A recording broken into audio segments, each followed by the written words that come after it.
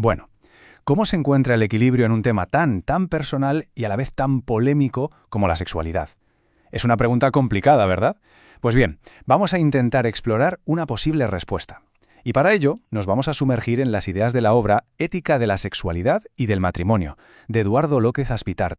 Vale, para entender bien la propuesta del autor, vamos a hacer un pequeño viaje. Empezaremos viendo la crisis actual, luego nos iremos un poco para atrás, a las raíces históricas del problema, y terminaremos con una visión que intenta, integrar los dos extremos. Esos son los 5 puntos que vamos a ver. A ver, la forma en que entendemos la sexualidad hoy en día, pues no ha salido de la nada, claro. El autor sostiene que, en realidad, es el resultado de una tensión muy profunda. Es como un dilema que, como sociedad, todavía tenemos ahí, sin resolver del todo. Y claro, el problema es que estamos bombardeados de mensajes contradictorios. La cultura moderna es como un laberinto de opciones y claro, encontrar una guía ética que sea clara en medio de todo este lío, pues ese es el gran desafío. Y es justo aquí donde el análisis se pone muy interesante, de verdad. Porque el autor no habla de un solo problema. No. Habla de lo que él llama una doble amenaza. Es como una atracción peligrosa entre dos polos, dos ideas totalmente opuestas sobre la sexualidad. Por un lado tenemos un extremo, el de la represión. Hablamos de ese miedo que básicamente encierra la sexualidad en una especie de jaula de culpa y de sospecha.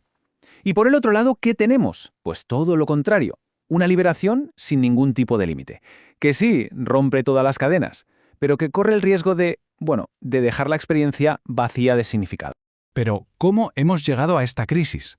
Para entenderlo, el autor nos propone viajar un poco al pasado, a las raíces filosóficas que crearon una división que ha sido fundamental, la separación entre el cuerpo y el espíritu. Y aquí la idea clave, la que parece que lo explica todo, es el dualismo. ¿Qué es esto? Pues es, básicamente, esa creencia que está súper arraigada en nuestro pensamiento, la idea de que la mente y el cuerpo son dos cosas separadas. Y no solo separadas, sino que lo corporal es como de segunda categoría o incluso algo problemático. Ojo, que esta desconfianza hacia el cuerpo no es para nada algo nuevo. Tiene unas raíces profundísimas. Si miramos atrás, en la antigua Grecia, ya se veía el cuerpo como una especie de cárcel para el alma. Luego, pensadores como San Agustín, por ejemplo, lo asociaron directamente con el pecado original.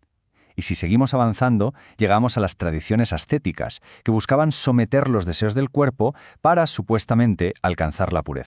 Entonces, con todo este historial, ¿qué pasó con la idea del propósito del sexo? ¿Cómo le afectó todo esto? Pues la respuesta tradicional fue, la verdad, muy concreta. Durante siglos, pero siglos, la ética cristiana se apoyó en una idea central, la que lo legitimaba todo. El único propósito válido del sexo era la procreación. Punto. Todo lo demás o era secundario o directamente se veía con sospecha. Y claro, las consecuencias de centrarse solo en eso fueron enormes. De repente, el placer se convierte en algo moralmente sospechoso. La parte de unión, de vínculo en la pareja, pues queda totalmente devaluada, en un segundo plano. Cualquier acto sexual que no estuviera abierto a la procreación se veía como algo desordenado. Al final, se crea una base de miedo y obligación en lugar de una de amor y alegría. Pero claro, llegó el siglo XX, y todo ese marco ático, que había estado ahí casi sin moverse durante siglos, de repente se topó con un desafío. Pero un desafío radical que lo iba a cambiar absolutamente todo. El autor señala la famosa revolución sexual como el gran punto de inflexión. Y es que no fue un movimiento que quisiera reformar las viejas reglas, no. Lo que buscaba era derribarlas por completo, y todo en nombre de la libertad y la autenticidad. El objetivo era muy claro. Como decían pensadores de la época tipo Wilhelm Reich, se trataba de liberarse de cualquier sentimiento de culpa y dejar de avergonzarse de los propios sentimientos sexuales. Así de directo. Pero, y siempre hay un pero, ¿no? El autor advierte de algo importante. Dice que esta rebelión muchas veces lo que hizo fue mover el péndulo justo al extremo contrario.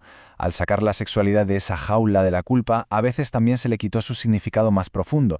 Se acabó reduciendo a una simple función biológica, algo desconectado de la persona, del amor y del compromiso.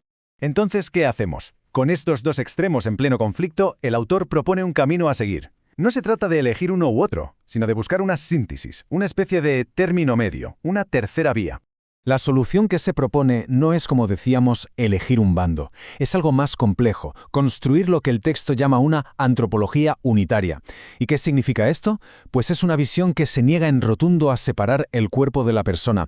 Entiende que lo que hacemos con el cuerpo no es algo aislado, sino que expresa quiénes somos en nuestra totalidad, o sea, mente, corazón y cuerpo, todo junto. Vale. Y este camino se construye, digamos, en 3 pasos clave. Primero, hay que derribar de una vez por todas ese muro tan antiguo entre el cuerpo y el espíritu.